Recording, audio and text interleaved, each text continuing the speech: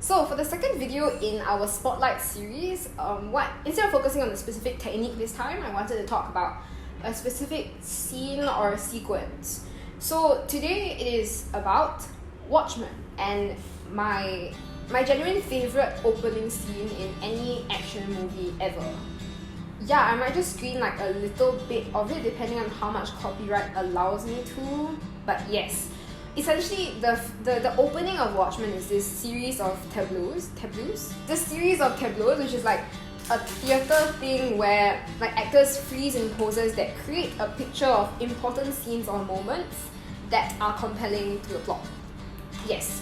So it's essentially a series of photos or videos like in slow-mo with flash that form like a kind of narrative of the history of that particular world where superheroes exist, up until the point where the story begins.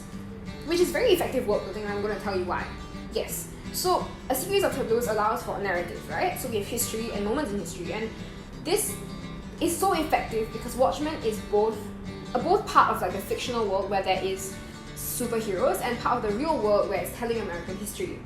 So, and then as we move on, we start realizing that the narrative that they're trying to tell us about superheroes it starts becoming parallel with the narrative that they're telling about American history, about a version of an America that diverged, where there were superheroes and the same things happened in history but in a different, nuanced way. For example, we have like Flower Power, which is a picture taken in 1967 by Bernie Boston, where protesters were marching on the Pentagon, and then there was this iconic image of like this particular like young dude putting a flower, like a carnation, into the barrel of a rifle gun during the protests. And this became like a very, very iconic photo of like the anti-war movement of the 1960s, and it is something that you see very, very clearly in the introduction of Watchmen. But instead of like the police backing off, this time the police shoot. And so like we have this, something's a little bit different in history. And furthermore than that, we have like Nixon elected for a third term, which means that Watergate didn't happen, which is again like a significant change in history, but with still the same faces, still the same like historical photos, like the same tableaus in history. So what this entire introduction really tells us is that, like again in the song, very, very, very, very clearly, is that times are changing. Both in a difference between like the real world and this fictional world, but also times are changing for superheroes and this particular version of American history. Secondly, it also tells us that it parallels superheroes in America. So we have World War II heroes, protagonists, admired, respected, and then from the 50s to the 60s there's a slow breakdown. They start getting murdered, they retire, a lot of them start becoming not heroes but vigilantes. And they lose moral legitimacy in the eyes of the people that used to support them. And this is something that really parallels the loss of American moral legitimacy. If you take H2 history at A-levels, you would know this. Like as we move through the Cold War, from like World War II through the Cold War, there's a gradual loss of moral legitimacy. Like 1963, the Vietnam War was like the monk who set himself on fire with Khrushchev, Castro.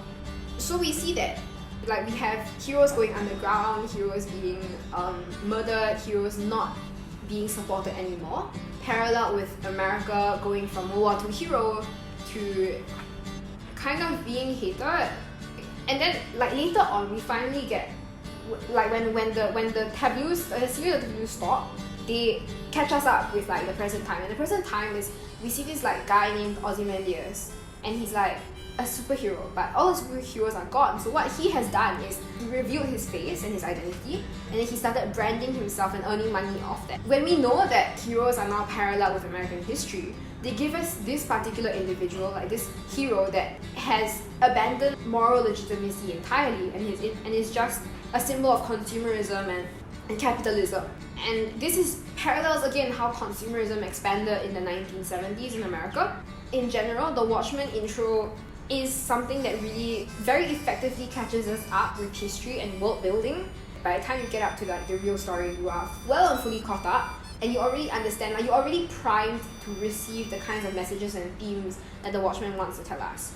Like just as a side note on Watchmen in general, like the entire film, it isn't really amazing I mean, it's just very like Zack Snyder or tier, but like it, I feel was a little bit too early. Like if it had come out after like our entire like Marvel fanaticism going into disillusionment with like general superhero tentpole franchises, if it came out then, it would have been a great hit. And watching Watchmen at this particular time would actually surface that irony a lot more, that superheroes are now kind of just like cash cows.